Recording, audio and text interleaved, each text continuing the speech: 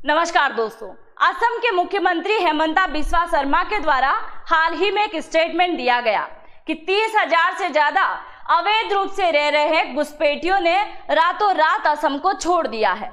जैसा कि आप सभी जानते हैं, केंद्र सरकार और राज्य सरकार ने भारत के अलग अलग कोने में रह रहे अवैध घुसपैठियों को भारत से बाहर निकालने का कार्यक्रम जारी कर रखा है, जिसमें चाहे वो बांग्लादेशी हो, म्यांमार के हो या फिर पाकिस्तान के, एक को भी अब नहीं बख्शा जाएगा। अब सबसे बड़ा सवाल ये उठता है कि जब 30,000 से ज्यादा घुसपैठिया असम से गायब हो चुके हैं, तो कितने घुसपैठिया अब असम के अंदर बचे हुए हैं, जिसके चलते असम की डेमोग्राफी पर एक बहुत बड़ा क्वेश्चन मार्क लगता है। तो आइए जानते हैं इसके बारे में। देखिए, असम ने क्या किया, अभी हाल ही में अवैध प्रवासियों को नो मैंस लैंड पर भेज दिया। ऐसे घुसपैठिया जो वहां रह रहे हैं उन सबको नो मैंस लैंड पर भेजा। अब ये नो मैंस लैंड क्या होता है, तो अब समझिए, ये है जैसे भारत की बॉर्डर, ये है भारत की बॉर्डर और ये है बांग्लादेश की बॉर्डर। ये जो बीच में खाली जमीन आपको दिखाई दे रही है, इस पे ना तो भारत अपना हक जता सकता है, ना बांग्लादेश अपना हक जता सकता है। यानी कि ऐसी भूमि जिसके ऊपर किसी देश का अधिकार नहीं है, उसे कहते हैं नो मैंस लैंड। यानी कि यहाँ पे क्या है, बॉर्डर फेंसिंग लगी हुई है, कुल मिला के आगे किसी और देश की रेखा यहाँ पे आ जाएगी। तो यहाँ जब असम से कई सारे प्रवासियों को या फिर कहेंगे घुसपैठियों को भेजा था, तो उनमें से 67 को यहाँ भेजा, जिनमें से 54 को तो बांग्लादेश ने अपनी सीमा में एंट्री करने दिया, पर बाकी के बचे हुए 13 को उसने नहीं आने दिया। क्यों? क्योंकि वो बोलता है कि ये 13 भारत के हो सकते हैं, म्यांमार के हो सकते हैं, इवन पाकिस्तानी हो सकते हैं, ये बांग्लादेश के नहीं है। अब इनको लेकर एक बहुत बड़ा सवाल उठ रहा है, क्योंकि इनको वापस भारत अपने में शामिल नहीं कर रहा है, नहीं बुला रहा है, ना बांग्लादेश अपनी सीमा में घुसने दे रहा है। तो वो सारे व्यक्ति कहाँ फंस चुके हैं, इसी नो मैंस लैंड पर अब फंसे हुए हैं। अब इसी को लेकर जो है एक बहुत बड़ी नैतिकता और कानूनी तरीके से प्रश्न उठाए जा रहे हैं। हम असम के आगे बात करें उससे पहले आप थोड़ा सा त्रिपुरा के बारे में जानो। आज की न्यूज के अकॉर्डिंग आज क्या हुआ, 29 बांग्लादेशी घुसपैठियों को पकड़ा था त्रिपुरा के अंदर बीएसएफ के द्वारा, पर इनके साथ साथ भारत के 7 लोगों को पकड़ा जो दलाल के रूप में वर्क करते हैं। ये वही दलाल हैं जो बांग्लादेश से लेकर भारत तक लोगों को लेके आते हैं, यानी कि बांग्लादेश से लेकर भारत तक नौकरी दिलाने का ये पैसा लेते हैं और उनको अवैध रूप से भारत में ले आते हैं, चाहे दर्रा के रास्ते हो, नदी के रास्ते हो, लैंड के रास्ते हो या कोई और रास्ता हो, ये लेके आ जाते हैं। वो कहते हैं ना कि दूसरों को क्या दोष देना, सिक्का अपना ही खोटा है। यहाँ सिक्का खोटा नहीं है, ये देश के प्रति गद्दारी से बोलते हैं और ऐसा काम इन लोगों ने किया। 7 भारतीय दलालों को यहाँ पे अरेस्ट कर लिया गया। दूसरा, पश्चिम बंगाल के बॉर्डर पे भी 40 से ज्यादा घुसपैठियों को अभी हाल ही में बीएसएफ ने रोका, जो कि भारत के अंदर घुसने की कोशिश कर रहे थे।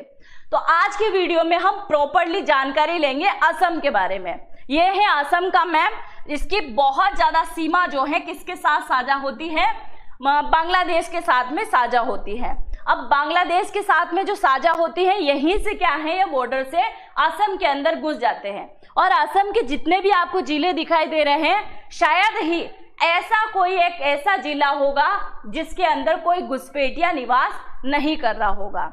अब इसके लिए मैं आपको आंकड़े दिखाने वाली हूं कि कितने ज्यादा घुसपैठिया असम के अंदर निवास करते हैं। देखिए, असम की विधानसभा में 19 फरवरी 2025 को एक बिल लाया गया, जिसके अकॉर्डिंग बताया गया कि 1,65,531 व्यक्ति अवैध रूप से असम के अंदर रह रहे हैं। ये वो आंकड़े हैं जो आपको इंटरनेट पर मिल जाएंगे, पर वो आंकड़े कहाँ हैं जो लोगों की नजर में है, लोगों को पता है कि ये बांग्लादेशी है पर यहाँ पे रह रहा है, जिसने नकली जाली दस्तावेज यहाँ पे बनवा लिया। दूसरा, इन्होंने कहा कि 30,115 को निर्वासित किया जा चुका है। असम में कार्यक्रम बड़ा जोरों शोरों से चल रहा है और लगातार 1,000, 2,000, 3,000 रोज बांग्लादेशियों को इनके देश वापस भेजा जा रहा है। अब आप देखिए, 1,65,531 में से 30,115 को तो निकाल दिया गया है। दूसरा, असम पुलिस की कार्रवाई में पिछले महीने 1000 बांग्लादेशी नागरिकों को अवैध रूप से राज्य में प्रवेश करने पर रोका गया था।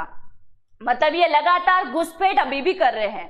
ये वो आंकड़े थे जो बताया गया था विधानसभा के अंदर। इसके अलावा अब दूसरे आंकड़े यहाँ पे देखिए जो कि एक अनुमानित आंकड़े हैं। इसमें कृषक मुक्ति संग्राम समिति के द्वारा 2019 में ये दावा किया गया कि 20 लाख से ज्यादा हिंदू बांग्लादेशी प्रवासी यहाँ निवास कर रहे हैं, क्योंकि बांग्लादेश में इनके ऊपर अत्याचार किए गए। या तो इन्हें बोल दिया गया कि धर्मांतरण कर लो, आप इस्लाम धर्म को कबूल कर लो या किसी और धर्म को कबूल कर लो, पर आपको हम हिंदू नहीं रह सकते। और इसी के चलते अपनी हिंदुत्व को बचाने के लिए ये कहाँ आ गए, भारत के अंदर आ गए, जहां अब ये घुसपैठियों की तरह निवास कर रहे हैं। दूसरा, असम अल्पसंख्यक विकास बोर्ड के द्वारा फरवरी 2020 में अनुमान लगाया गया कि असम के अंदर टोटल 1.3 करोड़ मुसलमान निवास करते हैं। अब इन 1.3 करोड़ के अंदर तकरीबन 90 लाख से ज्यादा बांग्लादेशी है। सोचिए असम कितना बड़ा है और उनमें 90 लाख से ज्यादा मुसलमान बांग्लादेशी अवैध रूप से रह रहे घुसपैठिए हैं। तो कितने ज्यादा यहाँ पे हो चुके हैं। अब असम सरकार की इतनी हिम्मत कैसे चल रही है कि वो इन अवैध रूप से रह रहे घुसपैठियों को बाहर फेंकने का कार्यक्रम लगातार जारी कर रखा है। तो ये सब कुछ लिखा गया था असम समझौता के अंदर। अगर आप असम समझौते के बारे में नहीं जानते तो थोड़ा सा मैं आपको इसके बारे में समझा दूं। हुआ क्या था, असम का एक समझौता हुआ था 1979 से लेकर 1985 तक, यानी कि तकरीबन 6 साल तक एक बहुत बड़ा आंदोलन चला था असम के अंदर। यह आंदोलन इतना भयावह था कि लोग सड़कों पर उतर आ गए थे और लगातार 6 साल तक संघर्ष करते रहे। संघर्ष के पीछे का रीजन था बांग्लादेश के कई सारे व्यक्ति जो हैं भारत के अंदर आ गए थे। अब सवाल ये उठता है कि बांग्लादेशी इतने कैसे आ गए थे, कैसे आए थे, क्योंकि 1971 में क्या बना, बांग्लादेश बना। और जब ये पाकिस्तान से अलग होकर एक अलग देश बना तो कई सारे व्यक्ति उस समय भारत के अंदर घुस आए थे। और अगर एक आंकड़ा निकाला जाए तो 1971 के दौर में ही सबसे ज्यादा बांग्लादेशी भारत के अंदर आए थे।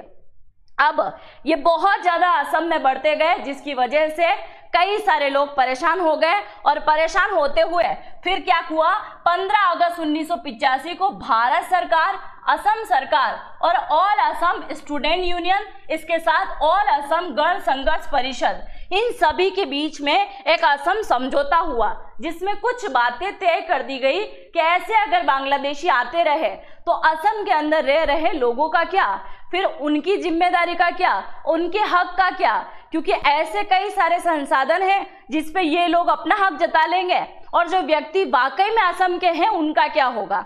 तो उसके चलते इस असम समझौते को अंजाम दिया गया, जिसके अंदर कई सारी बातें रखी गई। पहली बात, जो व्यक्ति 1 जनवरी 1966 से पहले असम में आ चुके हैं उन सभी विदेशी नागरिकों को भारतीय नागरिकता हम दे देंगे। ये बात बोल दी गई कि 1966, क्योंकि 1971 में बांग्लादेश बन रहा है, उससे पहले भी घुसपैठिए आ रहे हैं। तो 1966 तक जो घुसपैठिए भारत में आए हैं उन सबको नागरिकता मिल जाएगी।